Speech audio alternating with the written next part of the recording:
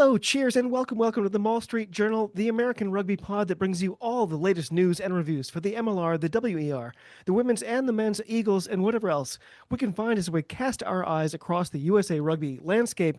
We are part of the Global Gainline Network. We can be found on all your usual platforms, including YouTube, Spotify, and iTunes. If you haven't already, give us a like or a subscribe, or you know what? Send us AJ McGinty's Netflix login on a $100 bill with a nice note saying how totally lovely we are. This is episode 6. You may recall that I'm David Lawrence. I'm joined once again by the full team. Coming to us from Texas is the man who talks the river talk and walks the river walk. It's Kolya. Kolya, how's everything this week? Good, good. Along with rugby this week, I watched the All-Ireland hurling final. Really? How was it? And who won? Tipperary beat Cork in one of the best second halves of any sport I have ever seen. Where on earth did you watch that? I'd say not particularly legal ways. Regular, normal ways that it doesn't matter. And I also got the highlights from that, and it sounded really fun. Really? You guys have really big binoculars, I guess. That's exactly right. Well, we've also got Ilona Rugby herself. Julia is back from playing both tight head and scrum half for the Phoenixville Whitehorse women's rugby team in Eastern PA. Julia, you must be exhausted. I am exhausted, especially because, as I'm sure you also mentioned, I had to first attend the doubleheader on Saturday, Right. and then play all of Sunday, all the way in Texas. It was tough, but if anybody can do it, it's me. So do either of you have anything, to report from the home turf? For my own part, I just finished a very long-winded conversation with my friends from the Scottish Rugby podcast on my other show, The Scrum of the Earth. So I'm a couple of beers in. I might be ahead of you a little bit. We are catching up with you. Nice. Yep. Well, our tradition is to start with some news. I'll toss it over to Kolya. What have you got for us this week? So there's two big bits of news, one of them just breaking. That one is that we know where the USA will be, or the USA men's Eagles will be playing for the November internationals. They will be traveling over to the Caucasus Mountains to play the Republic of Georgia in at least 2 matches. Wow. That's a really good set of fixtures for us. I think In this pod's opinion, that's a really great fit. I think we're gonna. I mean, I know I use the phrase a lot, but I think we're going to learn a lot about where the team is at, especially as we look ahead to 27. I think it's a great fit. Yes, it's going to be fun to see how we match up with the top of tier 2. Exactly. And then the other bit of news is the under 20 World Cup just ended. Yes. And at the end of the competition, they announced that they are expanding it and that the United States will be in it next year, or in the next iteration. Oh, that's good news. Yes. So our under 20s will be playing the best of the world in an expanded 20-team tournament. Incredibly good news for our development pipeline. Something that we talk about on this show, and we'll be talking about on this show quite a bit. The development of a pipeline. Obviously, development is a big item for USA Rugby.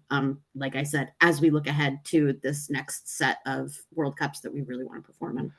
It feels like World Rugby is actively being like pushing us. They're like, we really need you to not be embarrassing in a few years. It's interesting you say that, though, because the read that I'm getting from other nations, especially nations that consider themselves rugby nations above the USA, a lot of them feel that the recent spate of performances from the men, as if the women don't exist, but of course to these people they don't. But the last spate of performances that we've put on is somehow a reason that we shouldn't be hosting a World Cup. Somehow a reason that we shouldn't, perhaps be considered even tier 2. Maybe we're below that. All sorts of narratives, I think. I mean, we can say it on this podcast. I'm glad. Maybe it does feel like they're dragging the men kicking and screaming, but the women have been kicking and screaming to get there. So that's a great way to put it. Julia, anything to add? I came up blanks this week for actual news. Not a lot of news from women's land other than what we're going to discuss with the USA women's performance against Fiji, which was great. I'm excited to get into it. Otherwise, of course, we are just on squad watch. There has been a squad announcement. That was a huge deal. I believe it was either Thursday evening or Friday morning. My days are blending together. My bad. But that was announced quickly before the Saturday match, where you ended up seeing basically everybody that they expect to be on that plane. Yeah. Yeah. And from there, we're looking ahead to Canada in the next week or 2 weeks. August 1st. It is August 1st, so almost, or like a week and a bit. That's fine. Lightning, unfortunately, didn't strike twice for the USA this weekend. And apparently we are not fit to host international rugby because we agree that lightning is dangerous. To be fair, that's the only time they cancel NFL matches too. Sorry, Kolya, go ahead. Or the FIFA World Cup. There was a bunch of complaining during the FIFA money grab over the summer. Lightning delays. Fine, but you know what? I don't see any of the people who are constantly yelling about that sort of thing. I, for some reason, don't see a lot of them out there during lightning storms playing rugby. Maybe there's something there. I'm not sure. But in terms of my national team, I would like them to be inside during the active lightning, which, as somebody who was present there for, it was very there. And actually, if you really want to feel bad, you should look up what happened an hour or two later in DC. There were devastating flash floods. We're really glad that all the national teams got out safe. Yep. Devastating flash flooding about 6-7 blocks from luckily where Audi Field was, is the place that tends to flood very much, but nearby is because we were built in a swamp. Well, yes. The Cesspool on the Potomac was the name of the essay Lisa Simpson wrote in the famous Simpsons episode. I was going to say long before somebody else called us the swamp. Well, we were all kind of secretly hoping that the Lightning might strike one particular player, but the men did play after a long and, for the viewers, unexpected lightning delay. USA Rugby didn't do a bang-up job of, keeping fans in the loop. When it happened, the broadcast quality overall was really good, though. For me, Kolya, same for you. Did you enjoy the broadcast? Did you think it was well put together? We did some complaining about the comms during the first fixture, but overall, I feel like, the broadcasts were pretty good. Yeah, the broadcast seemed really well done. I liked that they had the commentators in the stadium, so we didn't have a Chicago, New England thing. Absolutely. But and of course, we love having them here. I was so stoked when they Yes. I've got two complaints about the broadcast itself. First, for both the women's and the men's match, they skipped the anthems. Yeah. Which just seemed so strange. They do it on Peacock. They do it on Paramount. It's fine to me. They find a way to sandwich in commercials too. A little somebody's tying his shoelace. You need this dog food. Yes, the commercials.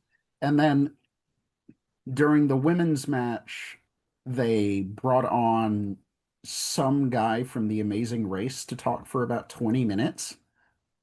Oh, I'm glad I missed that. Yes, you are.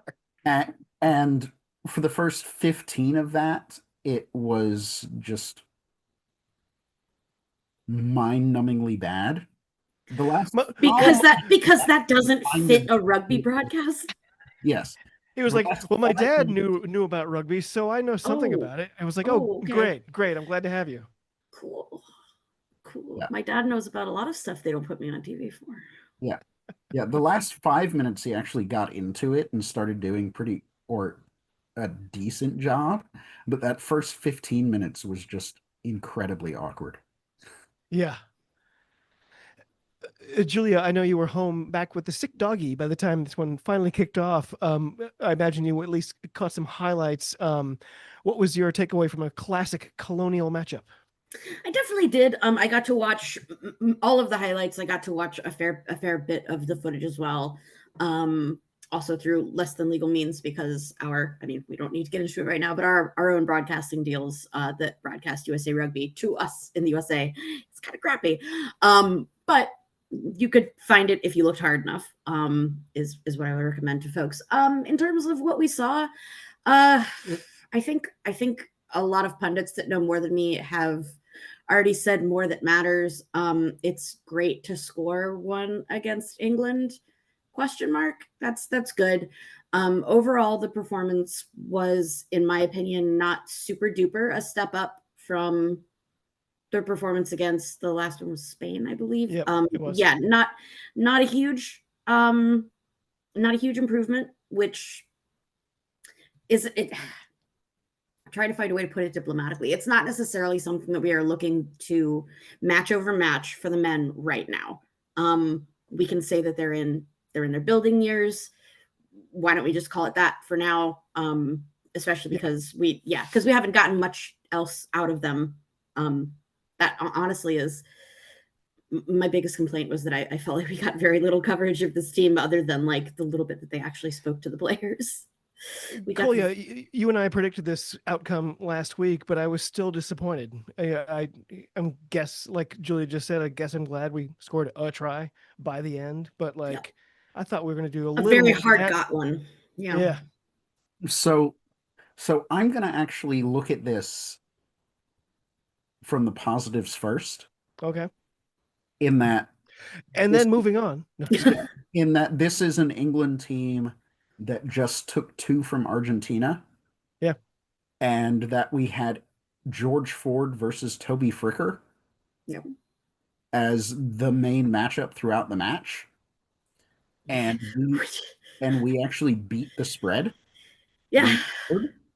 Huh. And That's funny. And looking at comments on social media, there was a lot of complaining from the English side that they made a bunch of mistakes, but we actually made them make those mistakes. It's just something that it's so hard to get a fan base like England to ever arrive to say. It's something that we can hope forever, that like you'll get to the point where like you can be humbled and you can understand. But yes. And before the early yellow card by Hilsenbeck, we actually looked the more attacking team. Once that yellow card happened, we fell apart. We didn't really know what to do. We put Tom Pittman in only his second cap for the US at 10, and he almost made one of the worst mess ups I've ever seen on a rugby pitch, where he decides to throw it back to the England player on his own try line, trying to regather a kick. And there were multiple USA boneheaded plays this weekend. Yes, in both the women's and men's matches. Are you worried about Scott Lawrence? Do you think there's a coaching issue at all, or do you think we're good? Coaching wise, I'm actually positive. It looks like we're building a system. I like the moonshot thing. I like his whole the thing I don't like is the selection. Is Toby? I'm not sure if he's fully in it. So I was talking to y'all in the chat earlier. The MLR put out its first team, second team, and honorable mentions, and there were 4 USA players on any of those 3 teams. Yeah. Like, I don't know why, say, Brock Webster, Schumacher weren't playing at fullback. I don't know why our hookers were who they were, because as I mentioned in my little video pre-match. Yeah, did they answer that question? Two weekends in a row, we played a non-hooker at hooker. Very curious about. Yes, and what a decision. And when we were in any sort of space where we could move for, say, a Maul try, the lineout was off. Hmm. That was my Which big really thing. takes away options. Yeah, is we once again played a hybrid hooker at hooker. It didn't work. We played Toby Fricker at wing instead of, and George Ford ate him the entire match. Just every single kick was towards Toby Fricker, and he wasn't able to deal with it. On my other show, The Scrum of the Earth, I got to interview Toby Fricker because he was playing for the Free Jacks. Incredibly nice guy, really thoughtful, really I insightful, had like him great a things to say. I like him Yeah, so much. a And lot of of good course, to say. I had the mistake of I made I the mistake think of he being should like, have oh been yeah, playing you fullback had the. that match. I was like, oh, the last time you scored a try was this day in the URC, and he was like, He was like, oof. he was like, yeah, that was the day I then got injured, and I was never back on the field after that. So I was like, oh, thanks. Yeah. And then the other main negative, and this is something I expected beforehand, is that England's defensive line speed just Blew it we away. could not adapt to it. Yeah. Mm, Cunningham South on his own could have played defense for England, and we wouldn't have scored for the first half. I love that man. He's incredible. Like, Julia, any final thoughts about this one? No, I really, oh, go on. I was just gonna say, like, it was kind of fine. Like, I expected to get our asses kicked, and we kind of did, but it wasn't that bad. I'm kind of like, yeah, that's fine. That's exactly what I was going to say. Was it both met our expectations, and it felt like we were going, at least this pod was going into it with what we now know are pretty reasonable expectations. In fact, I look back at our predictions and they were all more or less on. And you're right, it wasn't an ass handing. I do think that I should have led with the better. I should have taken Coley's approach. I should have led with better news. I agree that it looked like there was a continuation of learning how to control tempo. That there were several moments where this team was in control. That means something. There are good things ahead. Especially as you said, if you have no problem with the coaching, then I'm happy to say that I think that there's probably a positive impact from coaching.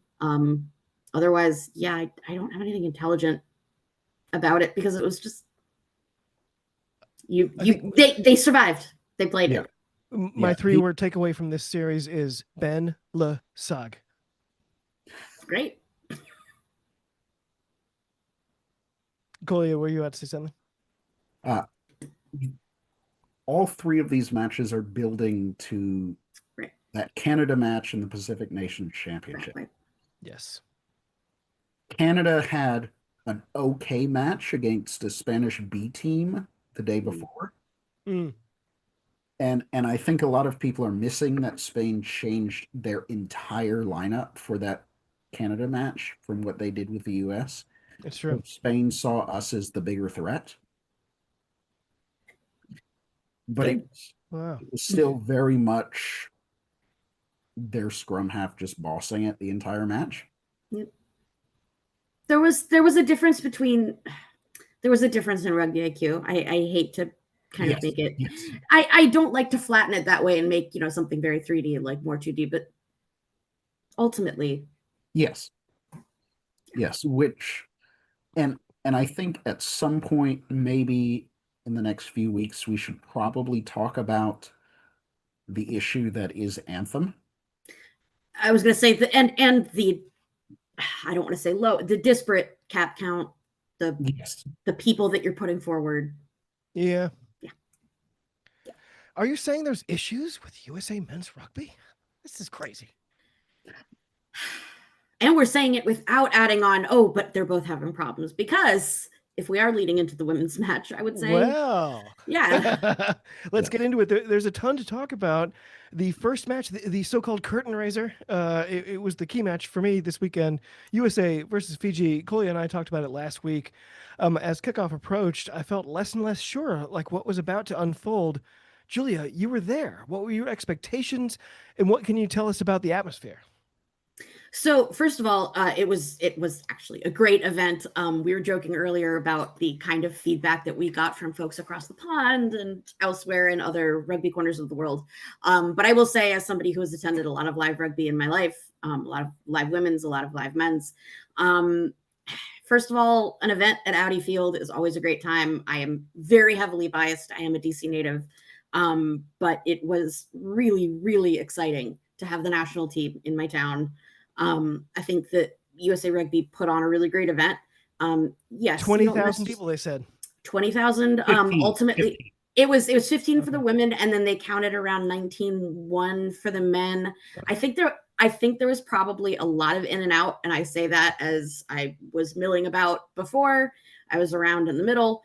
I did end up having, unfortunately, I couldn't survive the rain delay that long. I did end up having to go during the men's, but even still, the crowd was fantastic. It was mostly rugby people. A lot of the time you'll get a hodgepodge, especially in places that aren't traditional rugby places. I guess we must be a traditional rugby place because all I saw were local rugby shirts, which was awesome. Nice. Yeah, in terms of the performance, I think we saw a lot of what we had discussed before and what you guys discussed on the preview. I think we saw a lot of that borne out. It was an incredibly exciting match. I will say off the top, I'm also really, really happy, honestly, with what I saw out of Fiji. There happens to be a weird little crossover with longtime Global Game Line / Rap fans will know that I am also on a women's rugby pod that started as a Welsh women's rugby pod. The current coach of the Fijian women's rugby is Ioan Cunningham, who was currently departed from the Welsh women. It does seem that having a coach of his caliber has done wonders for Fiji. I was really happy with what looked like an improvement in their confidence on the field as a 15s team. They've never had Fiji is yeah. The commentary could not say his name. Oh, well, y'all Wendy, if you're out there, you should have hit me up. You know I know how to say it. That's really unfortunate. I'm kind of glad now that I didn't watch her back. Tried to Scott Cunningham a few times. Scott. Oh, so just a complete blowing right past. Yeah. That doesn't even just Bruce. Okay. Bruce, Greg, sure. Well, anyway, it was Ioan Cunningham. I am happy with what looks like. I'm hoping that there's morale improvement on their backside, in their back office as well. That is definitely a major problem for Fijian women's rugby, but that can be for a different pod that I'm on. Back to the I got to ask you on the broadcast, like you could get a sense of the crowd's enthusiasm when that first try got scored. Like, what was it like where you were sitting? So I made a lucky choice. I was sitting in a really packed section. As they said, or at least as I saw in the highlights, for what folks, or for what was claimed in the highlights rather, that there was thundering. There absolutely was. It was super loud. It's exactly what you want for rugby. And I'm sure on the broadcast you saw a lot of the time when various players were, especially everybody's favorite crowd riler, when folks were on the side, when folks were coming out of touch, especially after a really great either tackle or coming out of touch, on a really great try saving maneuver, I guess tackle. There was a lot of noise, a lot of cheering. It's really great environment. Like, I know I haven't gotten to experience a ton of UK rugby live at the national level, or ever. I have in Australia, maybe not in New Zealand, whatever. In my professional opinion, it's a lot of fun. I think you probably got a good idea for it. Kolya, you and I were waiting for this one to start. When it eventually did, woo, that first 20 minutes, it was a great game. Yes, it was. Hope Rogers completely dominated the first 40. Oh. That's right. That's my girl. Yeah, she did a great job. One of the best props on her. Defensive line out was really, really good. And there were two things I was keeping an eye on. First, due to all the hubbub about her, was Ilona Maher and how they'd use her. I don't think having her at center is the best idea, Nobody does. but that's what they keep doing. Nobody does. And I kept seeing her move away from that position and either play at 9 or at second receiver throughout the match. Neither of which were her job. Yes, go on. Yeah, neither of which were her job, but she just kept doing it. She sure did. And she got 2 charge downs during the match, which was awesome. Yeah. Look, nothing is going to take away from the woman being 5'11" and made out of bricks. Yes. Like yes. nobody's, well, Collier, you must not know. Oh, I'm the resident Ilona hater. And by hater, what people mean is that I have legitimate criticism about the rugby side of it. That you have and absolutely said something that is not gushing.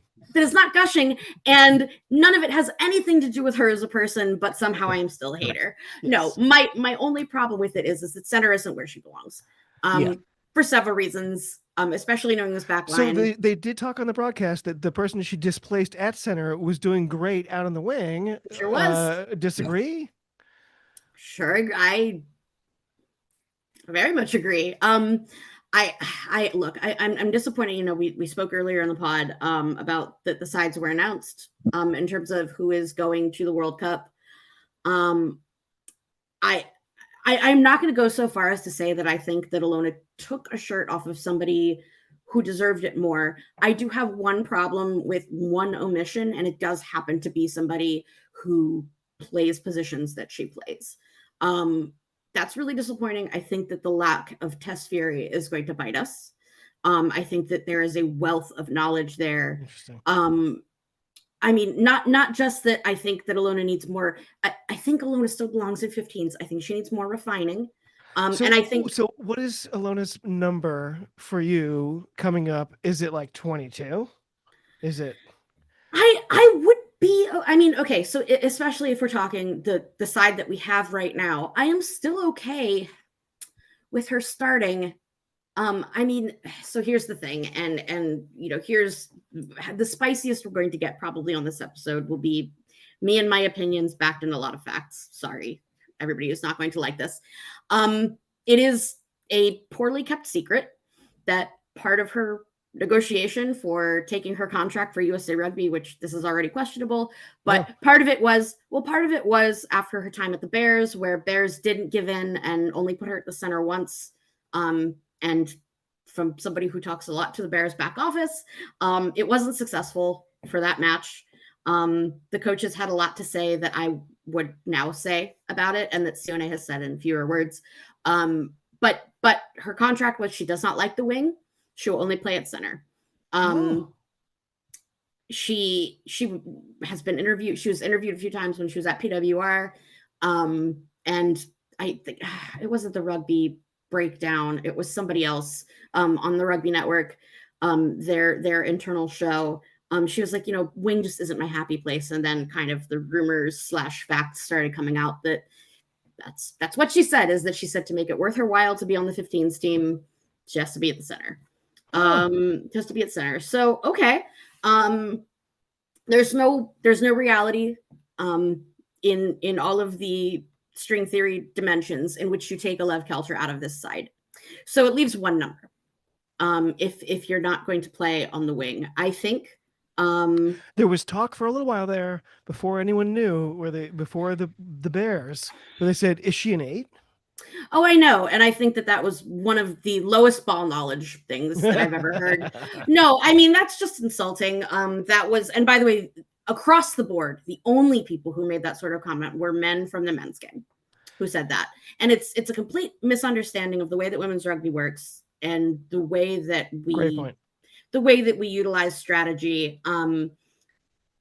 Even just the kind of to us three here and to other people who take women's rugby seriously, it's kind of like a top level piece of knowledge that it doesn't matter your physical power necessarily as much as positional knowledge, because the range of bodies in women's versus men's is much wider. Yes. You can be tiny and strong. There is tiny and there is strong in men's. There is tiny and strong in women. Your 8 does not have to be nearly 6 feet tall. That just doesn't exist in women's rugby. And then the number one thing, which was the biggest insult to me, and I'm absolutely owning that it's because I am a forward, but no, you can't just join a scrum after never having done it in your entire career. I understand that eight is loose, fine. We've talked about this on the pod before, that scrummaging is an actual art that you need years to actually do well. And exactly. And so yes, at first blow, I was like, that's just frankly insulting. The same way that imagine your job that somebody came in and was like, I think I could probably freelance and do that. No, you're not. And then also, I really can't, apparently, I can't stress it enough because people keep saying this sort of thing. This is the fucking World Cup. I'm not suggesting that she do this I'm not suggesting that she couldn't do it for one Pacific 4 game. We're talking about the World Cup. She just met this team, basically, and nobody even knows who she is. You have to learn how to scrum and then also learn all the scrums. No, that's ridiculous. And in fact, while it's unpleasant to talk about, that is the biggest problem. And Colia touched on it without even knowing that I was going to go here. But that's why it looks like she can't play center, is because she doesn't know the backline plays. Right. When that is the case, you can be very effective on the wing. It's why at Bears, where she dropped in for 2.5 months, she was still effective when she was on the wing. It's not that there's nowhere for her to be. Yeah. It's just that sometimes when you have other priorities, or when this isn't your number one in rugby, you can't accuse her of not playing hard. Exactly. But that's the thing, is that the one thing that you can rely on with her, and that if you know her as a player well enough, the one thing you can rely on is that you can put her on the outside wing and she's going to be pretty effective regardless of knowing any line plays. Yeah. If you want to use, if you want to get the immediate bang out of her body and her speed, that's where you'd put her. It's a weird thing where I'm like, yes, I agree that they're probably misusing her and maybe overusing her in a way, but it's just a joy to see her smash people when she gets to look at her. When she gets the ball and she gets the look at her face and she sees somebody in front of her and she's like, oh, you are small. Gets the sevens look. Well, and that's what I call it, though, is the sevens look in the eye of just like, I think, but honestly, that goes back to the skill set that she brings. The things that you need most in sevens are absolutely tools you can use in 15s, but you have to use them differently. And that's where the time spent training comes from. And you have to have been doing that regularly. And well, Colia, Julio was wisely ignoring our chat during the game for the most part, but things got crazy when Erica Koulibaly, she had her little moment. It was phenomenal. I need you to understand, everything shook. Like also, by the way, I was sitting by all of her WER team. I was sitting right next to her. I was sitting right next to all the Denver Onyx girls. And yet we have no photos to prove this. Interesting. I only have one photo and it looks like a creep shot. But she did. She had some amazing moments, and then she had her, what I put in all caps was, "This is only my third cap, and I only recently learned this game" moment. Like her intent is there, her American desire, absolutely, to make the spectacular play is there.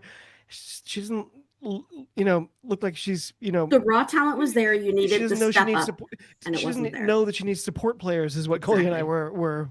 Yes, exactly. All caps talking about. For her tribe, the line she ran was absolutely brilliant. It was incredible. And I love that. Later on, she did have one play where she made a moment that I think we all hope she never does again. I doubt she will. It was a learning. And that's the thing, though, is that unfortunately, and when you look across World Cup teams, the one thing that I'll always give the Red Roses credit for is that they do really, they have just a lot of comms. They have so much content out there. And you've heard stories from most of the big names, including like Emily Scarrett, of just like the one time in my career when I was like, don't ever fucking do that again. Yeah. Everybody has them. And you know what? Wouldn't you rather have it in your warm-up game than at the World Cup? Exactly. Correct. Absolutely. Yeah. The other thing, or the other two things I noticed in this match, one was our defensive line out was real weapon. Yeah. Really great weapon. Good. And then the second was that our fitness was much better than Fiji's. This did cause a that was where I was problem going to end. in the second half. This We, did we cause were a chatting problem about that in the in first half and speculating that it would make a huge difference in the second half. And then somehow Fiji came out and kind of dominated us for a good while. Like it became scary. Well, there was a reason for that. Mm. And we both put it in the chat. And I agreed with it after. They were basically taking timeouts. And that is something that the referee is entitled to do, is allow for an injured player to recover. There was only one of those injuries that I would say I have no idea why we aren't playing on, and that's when the Fiji player was about 10 yards off the pitch. Off the pitch. Yeah. But yeah, there was by the way in the stadium there was a little bit of mixed comms. Just I'm not that that's an excuse or anything, but just letting you know what was happening in real time it seemed for a minute like we were all talking about. We were like, is it like really serious? And I was like, oh no, it's not. What are they doing? But it was every play. It was every play for a lot of plays in a row. It was we were getting pretty annoyed. Yeah, and and honestly, it was South African style. And that kind of is where I was going to go. That is also the indication of how can I say this without all of them getting mad at us? That is a more Euro UK school of rugby. Perhaps Jon Cunningham taught them this kind of thing. Of tempo and game management. To be fair, like I'm a Patriots fan, so I supported. You know all that bullshit. I supported you Belichick. Know all like, that. Yeah, like if they're gonna let you get away with it, listen. You're like they flattened the rugby balls. Yeah, I was expecting Lane Kiffin to walk out. Like, hey, it's me. I'm the coach of Fiji now. Oh my god, Jon can't get fired from another team. So I just want to talk about Hope Rogers. Please. How crucial she was for this weekend. One of my favorite USA products. She was everywhere on the field. That's exactly the word Koya used in our chat. She was a freaking menace on defense. She won at least 2 or 3 turnovers.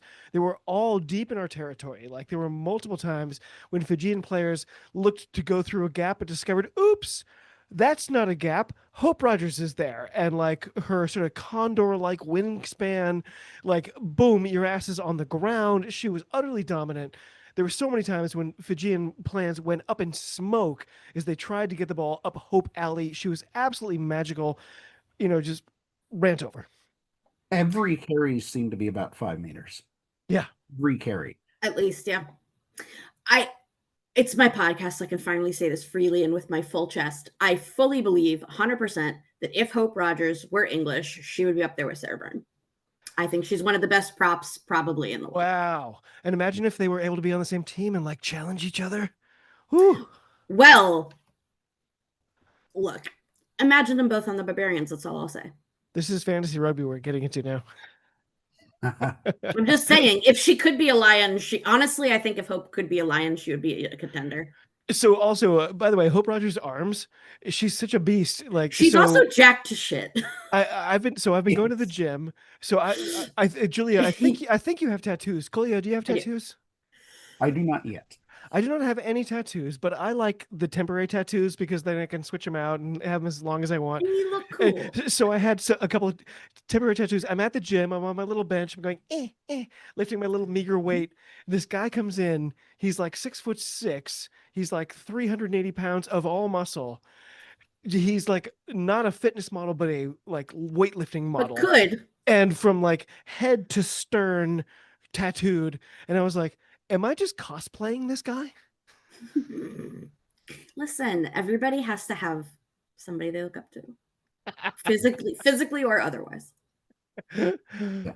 Yeah. And the funny thing about Hope Rogers is both you and I in the chat were going in between who would be our women or our woman of the match. Yes. We both decided not Hope Rogers.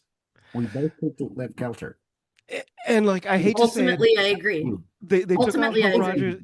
Hope Rogers went off in around 50 or 55 minutes, and I think it was exactly the right call because we turned the scrum around right at that moment.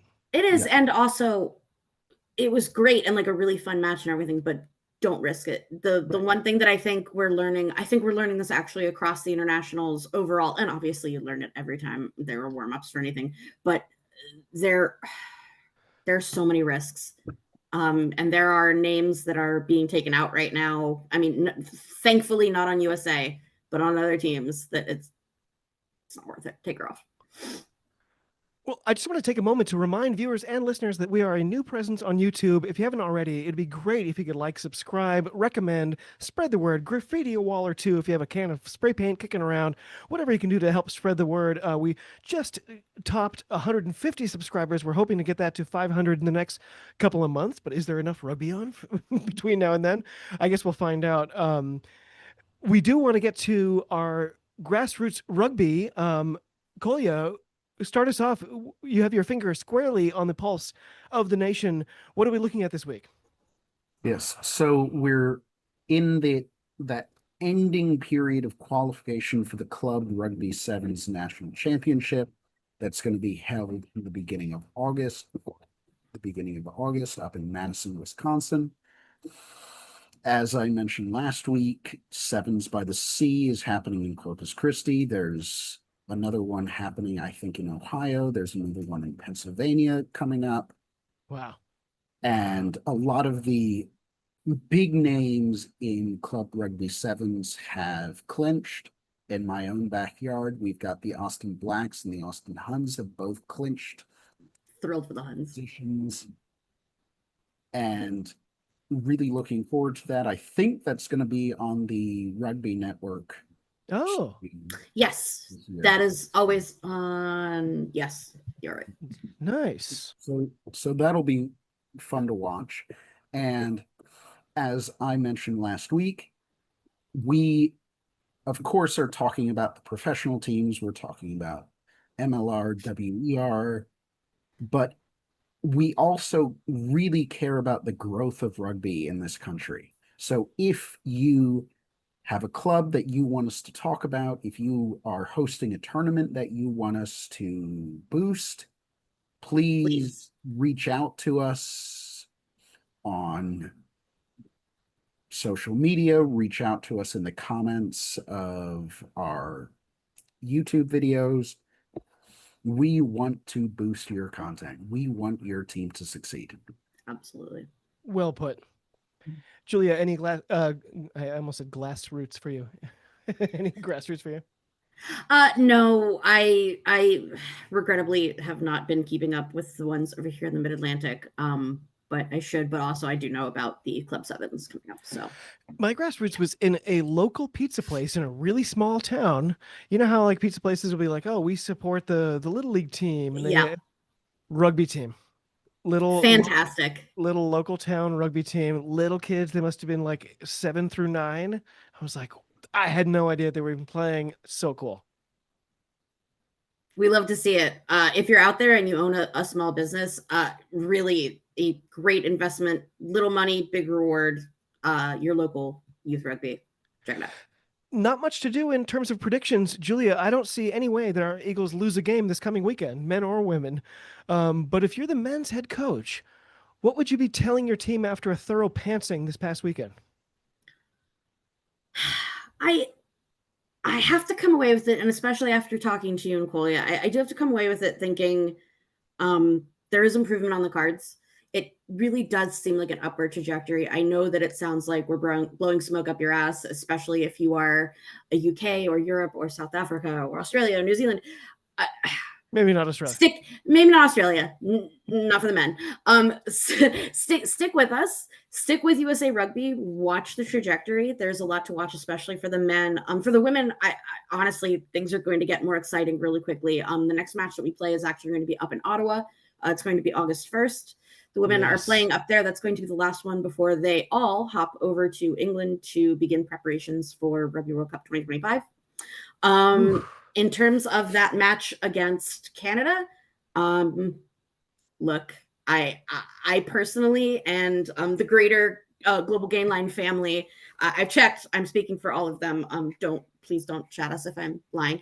I've talked to everybody. We all agree. We all want Canada to win the Rugby World Cup. There is a very good chance that they could win. Please keep that in your pocket when you watch the USA Canada match. I will say watch for more confidence building and watch for improvements, especially the change between facing a team like Fiji and Canada is going to be a steep one. But, if you're like us, stick with your Eagles. Kolya, if you're the women's head coach, you just had a painfully close but really gutsy victory. Now you're facing one of the best teams in the world, in 2 weeks' time. What are you telling your team right now? That we need to stay away from the errors that nearly cost us the match, that we need to play our own game and not be sucked into something that is not ours. And discipline, please. There's so many foolish errors. Yes. Either of you, is there an advantage we can exploit against Canada? They're obviously so good. Is there anything that we can kind of poke a hole? Because I don't think so. Right. I was hoping Kolya would jump in, but I think neither of us. I don't think either of us have an answer for it. Yeah. Again, as I talked about, one of the things I really liked from the women's match was our defensive lineout. And if in that Canada match, which I know we'll talk about more next week, if we could see that continue, that could set us up really nicely for the World Cup. I think you're absolutely right. It won't necessarily get us a win against Canada, and I don't think anyone is really predicting a win against Canada. But doing well in our pool is going to come down to us focusing on a few things like the defensive lineout. Knowing our set pieces that we do the best, I think has really worked in our favor. I think that that's one of the things that we have really consistently, actually. So set piece, I mean, it's very cheap to say like focus on your set piece. But when I say that, I mean the pieces that that work well for you. And definitely scouting against Canada. It's fortunately one of the teams that we have the best detailed reports about. I know that USA always takes it seriously, this sort of prep. I think that this game is going to be mental over just what you bring. Not be ground down, play an 80-minute game. That's what we really want to see. Well, this is an American Rugby pod. If we're going to be fantasy, if the USA women win this match, who's the MVP? If they win the Canada match? Yeah. It'll be Hope Rogers. It'll be Hope. Yeah, and I hope between yesterday, or not yesterday, it's Monday. I hope between Saturday and the August 1st match, they don't even let her get up to make her own breakfast. Yeah. You sit. Yes. Kolya, I think I interrupted you there. One of the things I talk about when I'm coaching my own teams, whether it's rugby or something else, is actually a Welsh phrase: do the little things. If you focus on those little things, the big things come naturally. And when you're playing against a team that is both physically and technically better than you, focusing on those little things gives you the best chance. I think that's fantastic advice. That's Belichick. That's all the way. Well, except for what David just said. Everybody else who's American who's listening, we're sorry. We unfortunately love him, and we have to keep him despite where he's from. And if you haven't seen the YouTube series Do Your Job featuring Bill Belichick, woo, it's so good. God. Folks, he's going to be doing this all season. I'm so sorry. I mean, we're in a period, the Patriots are terrible right now. You have to kind of give me some slack, I guess. Look, we're not even allowed to say my local football team's name right now, so. It's true. Although you had an exciting year last year. Oh, you mean the football team that our president wants to change the name of again? That's right. Does he? Oh, good. Oh, good. I'm so glad you haven't been online today, David. Don't. No. Don't. To distract from the Orange Hitlers? No, to distract from a bunch of other stuff today, he said that the Cleveland Guardians. I was like, it's not the Cavaliers. Guardians, the Cleveland Guardians and the Washington Commanders should go back to their old names. Even though in 2013 he said that presidents shouldn't comment on that. Absolutely. So to move us away from that, Thank you. One thing that I watched as kind of a cleanse from the USA England match was the rugby where Zimbabwe won for the second What year, a match! booking their place Yeah. into the Rugby World Cup. So Shout out Zambia. We know we have a ton of fans there. Shout out Zambia. yes. So one thing I noticed was that the US has never played Zimbabwe. Oh, Really? Zimbabwe. My bad, not Zambia. I really want the US to play Zimbabwe. Yeah. I think that would be a fascinating and We should just do an African tour. Right. So I'm glad you say that because my fervent dream is for the USA women to play the Madagascar women because I really want the USA women to play in Antananarivo. And because you and I already have tickets, we have like a cafe booked or something. Because we're already going. yeah. Well, but I know, sorry, go ahead. Like as someone who for a short time and still is an alumnus of LSU rugby, our little phrase was Bulawayo, which is taken from Zimbabwe, the place of slaughter. Wow. It's actually a city in Zimbabwe. Go Tigers. So yeah, the bass player in my band went to Earlham College or I guess Earlham University in Indiana, which is a Quaker university, and they had a football team, almost ironically, and they would go Earlham U, we might be losing, but we're smarter than you. Great. Well, Their other chant was "Kill Quakers, kill Quakers, kill," which just has a nice ring to it. Which Quakers love.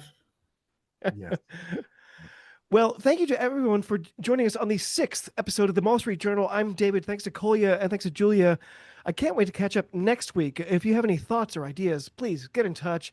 As always, whatever you can do to spread the word, we'd really appreciate it.